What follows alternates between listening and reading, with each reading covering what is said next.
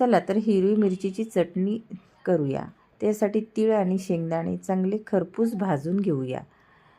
त्याच्यानंतर हिरव्या मिरच्याला चीर द्यायचा आणि त्याच्यामध्ये मीठ भरून त्याला मुरायला ठेवून द्यायचं।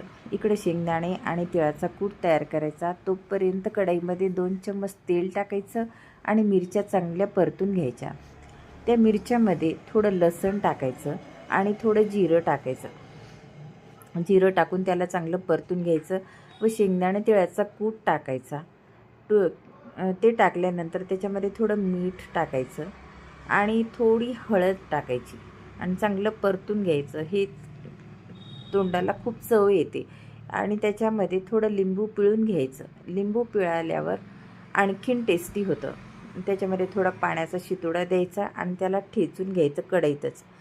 ही रेसिपी नक्की करून पहा आणि माझ्या चॅनलला सबस्क्राईब करा।